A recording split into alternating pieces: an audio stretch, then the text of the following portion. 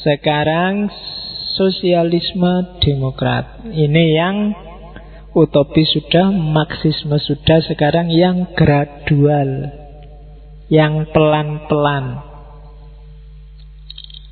Sosialisme demokrat itu sebenarnya setuju dengan komunisme, khususnya dalam aspek kesetaraannya. Yalah, kita semua ingin setara, cuma caranya tidak revolusi, tapi demokratis.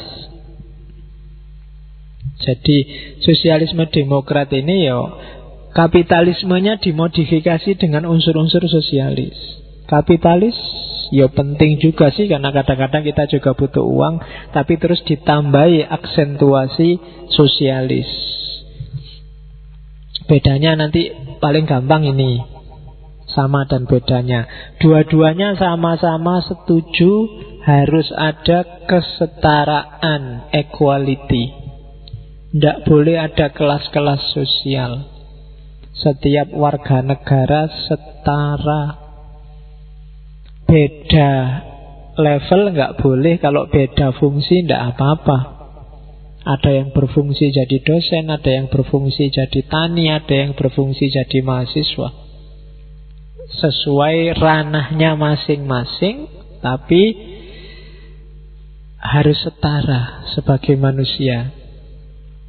Terus kalau sosialisme demokrat itu masih membolehkan kapitalisme, meskipun bagi mereka yang lebih baik adalah kepemilikan bersama. Jadi kayak Indonesia ini misalnya, orang boleh punya perusahaan, orang boleh punya korporasi, cuma hal-hal yang menyangkut kebutuhan orang banyak harus dikuasai oleh negara. Itu gayanya sosialisme demokrat. Jadi nggak segala hal terus dimiliki oleh negara, terus diatur, setiap orang dibagi rata. Tapi negara menguasai hal yang jadi hajat hidupnya orang banyak. Makanya saya punya teman yang pernah ke Rusia itu, yang masih komunis. Di sana kalau kalian ke mall itu jarang lihat SPG-nya senyum. Kenapa? Ya karena hasilnya berapapun, prestasinya apapun, ya gajinya ya tetap sama. Penghasilannya dibagi rata. Bandingkan dengan kapitalis. Kapitalis kan ya semakin dia berprestasi ditambahi gajinya, ada kenaikan gaji. Terserah perusahaan itu mau dinaikkan sampai berapapun. Tapi kalau sosialis dia diatur, besaran gaji sekian, semua negara, dan yang ngatur negara. Apa-apa yang ngatur negara. Nah, kalau di sosialisme demokrat ya ndak harus segitunya. Ada yang diatur negara, ada yang boleh dimiliki individu. Misalnya di Indonesia listrik itu kepentingan bersama, ya negara yang menguasai. Apa swasta nggak bisa? Bisa. Tapi nanti kalau swasta yang menguasai listrik, nanti ada monopoli, ada yang nggak kebagian, ada yang berlebihan, pasti begitu. Biar rata, distribusinya harus negara. Meskipun nanti kalau di Indonesia kadang-kadang negaranya curang. Itu masalah selain. Tapi secara ideal sosialisme demokrat, hajat hidup orang banyak dikuasai oleh negara. Ya kayak PLN itu. PLN itu kan laporannya tiap tahun rugi.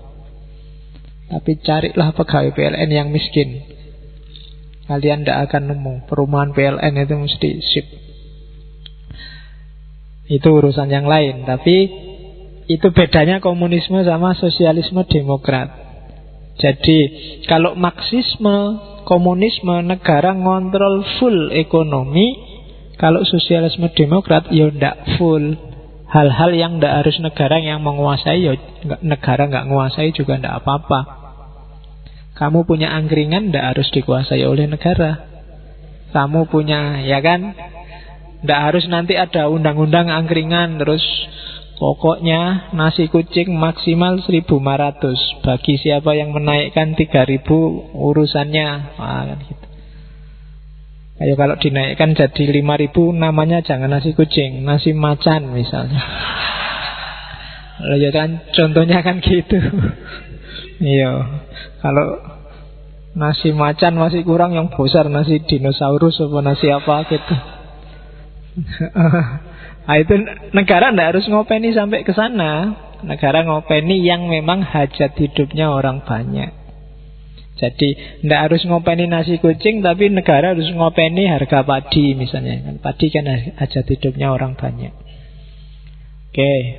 Dan juga negara juga harus ngatur misalnya ya harus ada yang nanam padi. Karena padi hajat hidupnya orang banyak, maka para petani harus dikasih keistimewaan tertentu. Itu gaya sosialisme demokrat.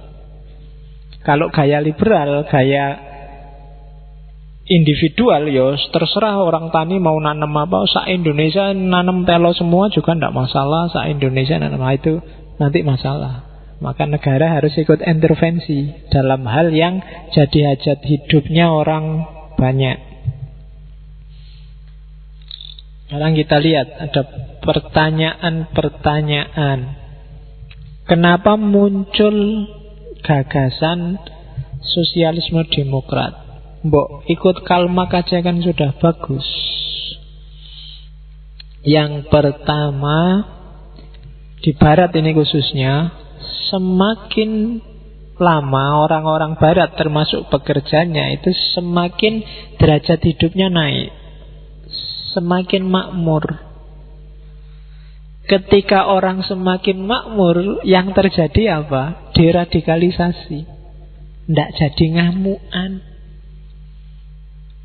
Jadi diajak revolusi males, wong sudah makmur, sudah enak, mau apa? Jadi mari kita revolusi, kita kalahkan. Ngapain revolusi-revolusi segala? IP ku sudah bagus, duitku banyak, sudah ada jaminan setelah ini kerja, ya sudah, tidak akan bisa diajak revolusi.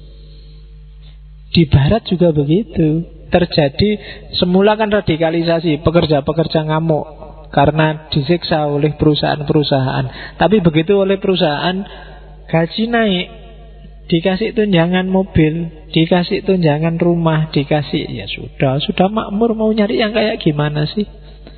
Mau hidup sudah tentrem kok. Diradikalisasi. Sebenarnya cara paling gampang diradikalisasi itu semacam ini. Bahkan mungkin diradikalisasi agama juga mungkin ini. Orang yang paling gampang ngamuk itu kan orang yang tidak punya apa-apa, kerjaan nggak punya, kuliah tidak lulus-lulus, kemudian itu kan yang paling gampang tersulut kan gitu. Jadi coba dicek, mungkin sekali-sekali kalian survei lah. Misalnya yang suka turun ke jalan, FPI misalnya, coba disurvei ya, anggota-anggota FPI itu pekerjaannya apa saja sih? Ya kan? Berapa persen yang sibuk? Misalnya kalau ada yang sibuk punya perusahaan, punya bisnis, saya nggak yakin bisa ikut ngerutuk-ngerutuk itu. Yang bisa ngerutuk-ngerutuk itu kan sing kurang gawean, sing terus sing, iya kan? Yang ndak ada kesibukan, mau ngapain? Ayo tak kayak seragam putih-putih, ayo nyerbu. Ya lumayan daripada nganggur. Iya kan? Kan sering-sering gitu. Maka obatnya jangan dinasehati, kamu diceramai, dikasih dalil, dikasih ayat, peduli amat sama mereka. Untuk menderadikalisasi, kasih modal, mas, bisnis yuk, nggak jadi FPI nanti. Mereka sibuk ngopeni bisnisnya, ya kan? Yang jomblo-jomblo kasih pacar, kasih istri, sibuk ngopeni pacari mesti. Lagi asisnya mau nyerbu, di SMS pacari, mas anterin dong, nggak jadi. Ya kan? Loh ya kan, itu deradikalisasi juga. Jadi kasih istri yang banyak, itu wis nggak jadi radikal sudah. Sumpek memikir keluarganya. Loh itu yang terjadi. Itu yang bikin orang ganti arah. Iyalah, sosialisme penting, masyarakat setara penting, cuma ya jangan revolusi lah, nanti rusak-rusakan. Ini sudah makmur ini, punya rumah, punya mobil. Ya nanti kita usahakan pelan-pelan, lewat pemilu, lewat Jadi lahirnya evolusionisme. Terus yang kedua ya tadi, ketika mereka makmur kan mereka juga jadi aktor sekarang. Yang kemarin jadi objek, sekarang dia jadi subjek ekonomi. Misalnya sama kelompok kapitalis dibikinkan serikat pekerja. Oh, itu kan mereka sekarang seolah-olah jadi subjeknya, bisa ikut ngatur. Sini kalau kayak gini sudah nggak bisa diajak berontak lagi sudah. Dia sudah jadi bagian dari sistem. Itu yang berat. Kalau orang sudah jadi bagian dari sistem itu kan bagaimanapun ngeritiknya susah, mau memberontak susah. Dan itu yang terjadi dengan sosialisme demokrat. Terus selanjutnya optimisme bahwa sosialisme semakin banyak pengikutnya. Ini juga jadi sebab sekarang banyak loh orang yang setuju sosialisme. Karena sudah banyak, ngapain kita ndadak berontak segala? Sudahlah bikin pemilu aja. Kita bikin pemilihan umum kan kita mesti menang. Kalau sudah menang, negara kita ganti jadi negara sosialis. Nah, ini juga sebab semakin orang merasa kuat, anggotanya banyak, ya akhirnya kan susah diajak tawuran. Sudahlah, kita sudah menang, pemilu aja. Kalau sudah pemilu, pilihan kita yang menang pasti. Nah, itu yang bikin orang males diajak revolusi. Selanjutnya ada lagi yang menganggap bahwa kayak saya bilang tadi, harusnya jangan dilawan, kita sama-sama manusia. Saling memahamkan aja deh, dialog. Pahamkan orang-orang elit itu, kelompok borjuis itu, bahwa sistem sosialis ini lebih menguntungkan banyak orang. Jadi tidak harus dengan teriak-teriak meruntuhkan, menggugurkan. Tapi biarlah mereka paham bahwa kapitalisme banyak kelemahannya. Lebih rasional sistem sosialisme. Nah, dari situ terus lahir sosialisme demokrat. Terus cuma beberapa negara yang menerapkan sosialisme demokrat ternyata juga gagal. Komunisme kan bangkrut habis-habisan tahun 80-an. Uni Soviet hancur. Bahkan Cina yang dikenal komunis sekarang kan penguasa kapitalisme dunia. HP-mu aja Cina, laptopmu Cina, padahal itu. Jadi kenapa kok mereka gagal? Ada alasannya. Yang pertama, semakin banyak anggota, kemudian diputuskan untuk tanding secara fair dalam pemilu, resikonya apa? Ketika pemilu kan fokusnya sekarang nyari anggota sebanyak-banyaknya. Ketika harus nyari anggota sebanyak-banyaknya, seringkali yang dilakukan apa? Kompromi-kompromi. Ketika kompromi-kompromi dilakukan, biasanya terus idealnya mulai luntur. Dulu bikin partai Islam, kita tegakkan keislaman di Indonesia ini. Tapi begitu loh, kok kita jumlahnya dikit, kita promosi yang banyak. Terus ada orang yang tidak Islam, boleh nggak ikut? Boleh, kita ini partai terbuka kok meskipun Islam. Lama-lama negosiasi habis sudah idealismenya. Jadi sekarang kan tidak jelas partai agama atau partai tidak agama, tidak jelas. Pokok intinya dapat masa yang banyak. Memang logika pemilihan umum kan gitu, suara terbanyak. Idealisme jadi yang nomor 2. Nasibnya sosialisme demokrat juga begitu. Begitu kita tanding secara fair, akhirnya apa? Ya nyari masa. Begitu nyari masa, ya sudah, idealismenya, platformnya akhirnya mulai turun gradasi. Oke. Terus yang kedua, kelompok pekerja, saya bilang tadi, mulai banyak yang mapan. Dan mereka nggak peduli lagi sama ideologi. Bagi mereka, orang yang mapan itu kan pinginnya cuma satu, status quo. Wis kaya ngene wae, rasa mikir neko-neko. Nggak usah aneh-aneh. Nah, itu kan status quo yang dicita-citakan. Ketika memimpikan status quo, ya sudah, tidak akan ada perubahan dari kapitalisme ke sosialisme. Terus yang ketiga, kenapa sosialisme demokrat gagal? Karena kapitalisme itu pinter. Kayak tadi, dia bisa mengadaptasi ajaran apapun, ideologi apapun masuk ke sana dengan gaya kapitalismenya. Partai-partai sosialis akhirnya kan juga butuh pasar, butuh kapital, butuh modal. Ya sudah, jalan untuk dapat modal, jalan untuk menguasai pasar, jalan untuk punya kapital, ya satu-satunya pakai mode kapitalis. Yang saya bilang tadi, akhirnya partai-partai sosialis ngambil jalan kapitalis untuk mensukseskan ideologi sosialis. Dan ini masalah. Itu yang bikin mereka juga akhirnya gagal. Akhirnya kan cuma diketawain sama kapitalis. Alah, ternyata ujung-ujungnya sama saja. Akhirnya podo wae. Kemarin marah-marah karena ndak keduman. Kan ngono, terus diketawain kan sama kapitalis. Sekarang dibagi dikit, diem deh, ndak ngomong-ngomong lagi, sudah selesai ya. Itu diketawain sama kapitalis. Tapi itu pinternya kapitalis.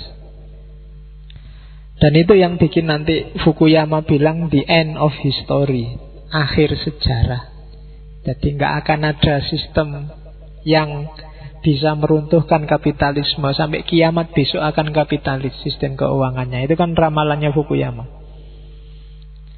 Jadi sosialis ya kelihatan hebat di konsep, tapi begitu dipraktekkan rontok satu-satu, katanya Fukuyama.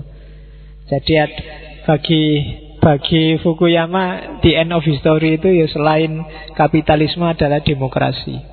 Agak susah nyari celah orang untuk mengkritik dan meruntuhkan demokrasi. Oke, terus terakhir ini katanya Bakunin. Coba dicek, liberty without socialism is privilege and injustice. Kebebasan without socialism berarti tidak peduli dengan orang lain, akan melahirkan keelitan. Privilege itu keistimewaan, cuma yang melahirkan orang jadi merasa besar. Privilege, merasa elit, merasa khusus. Tapi injustice, tidak adil. Kalian boleh merasa bebas, saya manusia bebas loh Pak, bisa ngapain aja. Tapi kalau tidak toleran sama yang lain, tidak peduli sama kesejahteraan yang lain, jatuhnya pada privilege and injustice. Sebaliknya, socialism without liberty is slavery and brutality. Ya kan, menimbang mikir orang lain tapi tidak memberi kebebasan, itu sama dengan perbudakan dan kebrutalan. Karepin noto itu kan kayak kamu, menurutku yang baik kalian itu gini loh. Ndak Pak, saya nggak suka gitu, harus gini itu baik. Nah itu kan jadi, ya ngerti sih, gurumu ngerti misalnya yang bagus buat kamu, tapi kan kamu juga punya pilihan-pilihan. Nah, kelemahannya sosialis itu biasanya semua orang mau dipilihkan yang baik menurut dia. Berarti apa? Sosialisme without liberty, lahirnya slavery, orang dipaksa harus ikut. Ya kan, ya contohnya laki-laki Korea Utara itu kan orang dipaksa harus tunduk sama Kim Jong Un.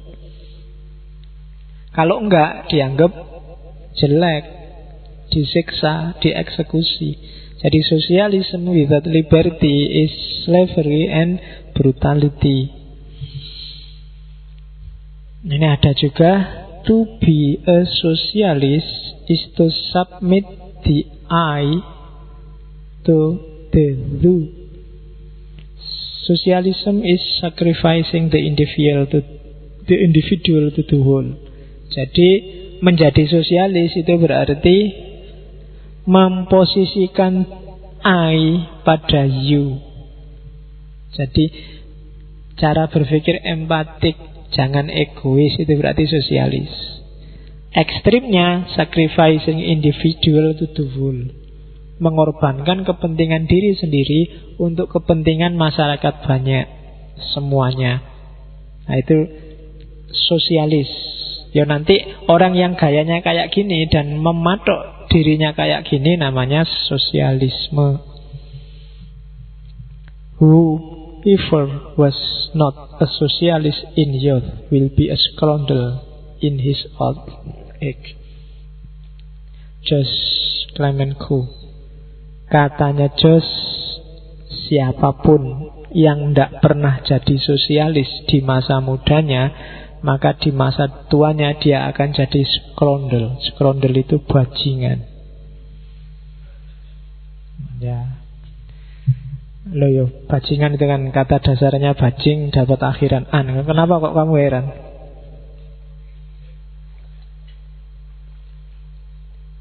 Ya scoundrel itu. Ya terjemahan kamusnya kan bajingan atau bangsat atau apa gitu. Jadi anak muda harus sosialis ya. Jangan egois. Lawannya sosialis sebenarnya egois. Meskipun kalau di politik lawannya liberal. Tapi dalam konteks individual, anak muda itu harus punya kemampuan untuk empati. Kalau enggak, nanti kalau kamu tua, kamu akan jadi bajingan. Ingin menangi dewe, merasa dirinya yang paling besar, yang paling tinggi, jadi orang sombong. Maka harus bisa dan mampu menimbang yang lain. Apalagi kamu muslim. Yang akan datang, tidak tahu sesi kapan kita akan ngomong bagaimana sosialisme dalam Islam. Banyak sekali hadis konotasinya sosialis. Bahkan Nabi sering bilang la yu'minu macam-macam. La yu'minu ahadukum hatta yuhibbu li akhihi ma yuhibbu li nafsi. Tidak beriman seorang sehingga mencintai saudaranya kayak mencintai dirinya sendiri. Sehingga tidak beriman seorang yang dia tidur dalam keadaan kenyang sementara tetangganya kelaparan. Tidak beriman seorang, bahkan dalam banyak hadis konotasinya kehidupan sosial itu lebih didahulukan daripada kehidupan vertikal. Contohnya banyak. Ada yang orang mau naik haji, nggak jadi naik haji karena tetangganya butuh biaya. Dan ada wali yang mimpi bahwa haji tahun itu tidak ada yang diterima kecuali satu orang yang nggak jadi berangkat ini. Oh itu kan contoh gaya sosialis.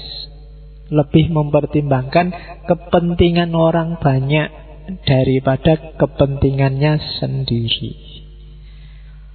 Oke, alhamdulillah sesi ideologi sementara kita off-kan dulu biar nggak jenuh mikir ideologi terus. Minggu depan sudah bulan Maret kelihatannya kita ganti sesi ya. Enak ya apa ya? Kemarin ada yang minta. Oke, saya turuti yang kemarin minta lanjutannya. Filsafat kebahagiaan. 1 bulan kita akan ngomong 4 orang tokoh mulai di Maret yang ngomong tentang kebahagiaan. Kita ambil dari seluruh penjuru dunia, terakhir di Jawa. Yang pertama mungkin kita ambil Plato. Karena ini barat, jadi kita ambil yang timur-timur ya. Kemarin yang filsafat kebahagiaan akhir tahun itu kan banyak baratnya. Dari barat kita ambil Plato saja.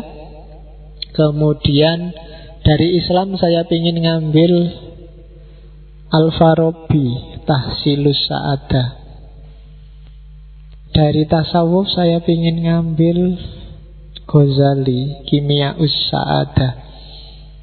Dan dari Islam, dari Jawa saya ingin ketemu dengan Ki Ageng Suryo Mentarem. Dia juga punya filsafat kebahagiaan yang luar biasa. Jadi 1 bulan ke depan kita akan ngomong kayak gimana sih bahagia itu. Yang pertama dari mbahnya filosof namanya Plato. Yang kedua dari Al-Farabi, filosof muslim guru kedua. Guru pertama. Kemudian yang ketiga Ghazali, tokoh tanpa tanding dari dunia tasawuf, dengan Kimia Sa'adah. Dan yang terakhir kita ketemu Ki Ageng Suryo Mentarem. Oke, 1 bulan di Maret. Setelah itu sesi apa lagi saya tidak tahu. Pokoknya sak ketemune sak moodnya yang ngomong ya. Nambah sidik-sidik, yang penting barokah. Ya. Oke, saya akhiri sekian. Insya Allah ketemu lagi minggu depan. Wallahul muwafiq wal afwu minkum wallahu a'lam bissawab. Wassalamualaikum warahmatullahi wabarakatuh.